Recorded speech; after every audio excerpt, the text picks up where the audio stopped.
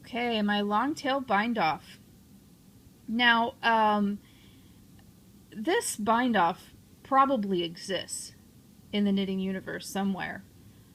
It was very easy for me to figure it out, and I seriously doubt that I'm the first one in thousands of years of knitting history to not have come up with this bind off. So I'm sure that it exists, but I really did look. I looked in my cast on bind off book. I only have one. Maybe there's another book that has it out there.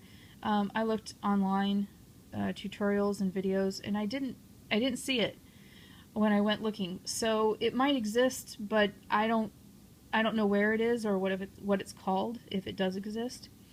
So I'm calling it the long tail bind off, and I'm calling it the long tail bind off because it's exactly the same. It's going to look and function exactly the same as a long tail cast on, which is highly desirable. Your long tail cast on is the most commonly used cast on in the knitting universe. My cat's trying to climb on top of my knitting. Because of its simplicity and ease of function, it's just fantastic as a knitted edge. And so I wanted to somehow duplicate that, and I went looking and I couldn't find anything. So I developed this one, and I will show you when I'm done. It really is exactly the same. That's why I've put it in contrasting colors so that you can see that it really is the same as the cast on. So for the long tail cast on, I've attached my second color here. Your color obviously is not going to have that when you do all in one color. This is just going to be joined. This particular swatch is for the Western method. Now, if you don't know what I mean by that, then this is your method.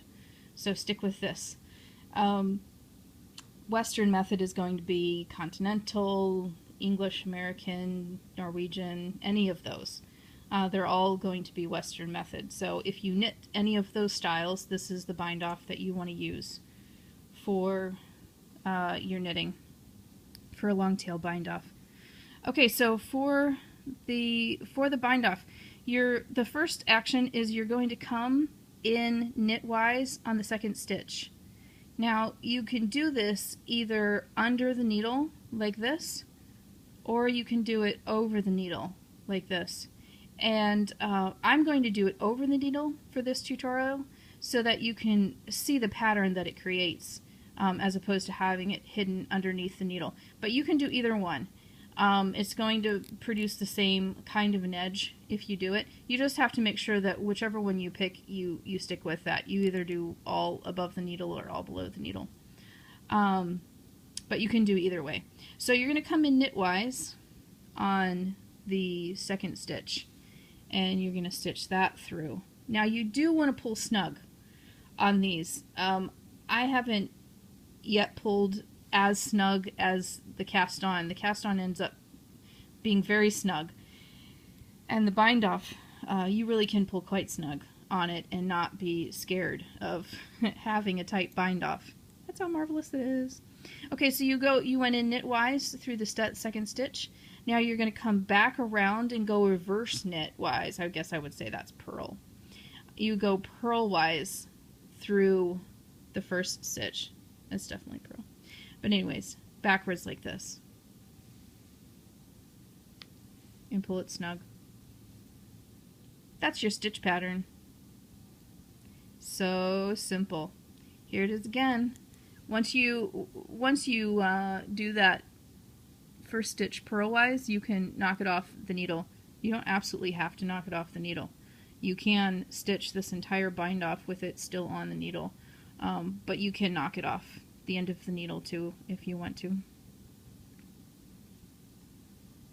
I'm going to leave it on the needle. So now we're going to go into the next stitch. The next stitch is going to be the third stitch. If you keep all your needles on, all your stitches on. If you were to knock that one off, it's always going to be your second stitch. Okay, so you're going to go knitwise, and then purlwise. I caught it through the back because it's easier than over the top of the needle. then knitwise through the next stitch, purlwise through the stitch right in front of it. You'll see the stitch pattern that we're making, it's really loopy looking. Knitwise, oops, got the wrong thread there.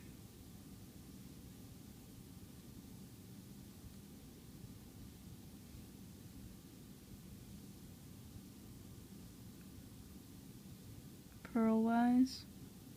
I wish I had a smaller needle, because this needle is actually, I'm a really tight knitter, and this needle gets kind of challenging to get in these stitches. So I apologize if I struggle with it a little bit. Knitwise.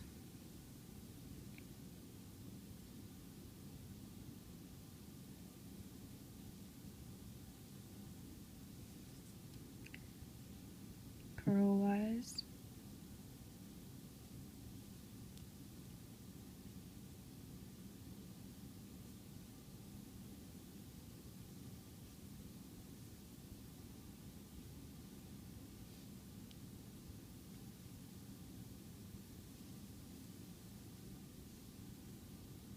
And just continue like that.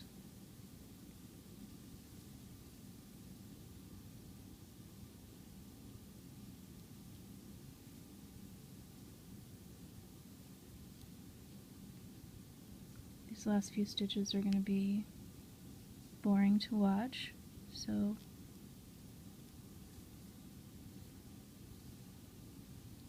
feel free to make a pot of tea or pet the cat.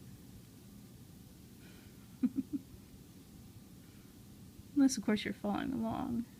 Oh, I just did that the wrong direction. That's what I get for trying to crack a joke while I'm knitting.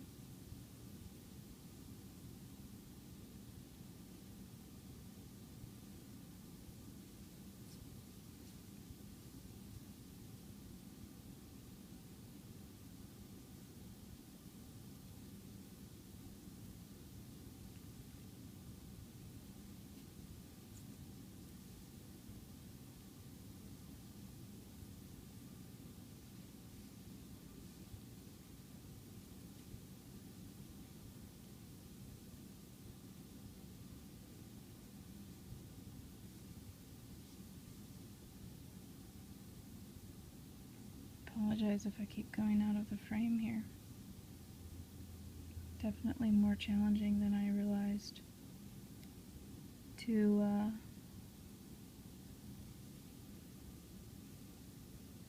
pay attention to knitting and a camera at the same time.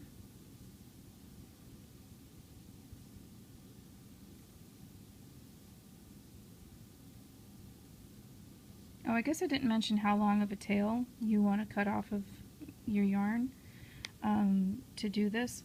You want to have about 3 or 4 times the length of the portion to be bound off.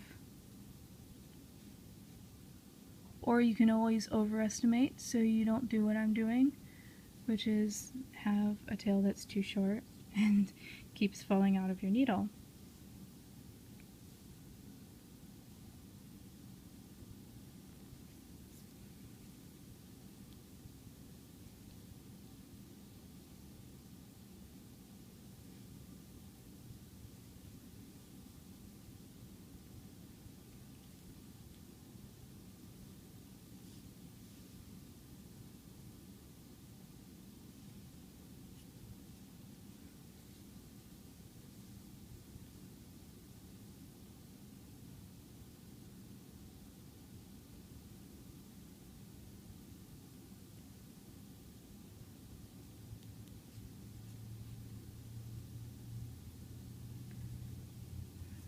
Lost my yarn again.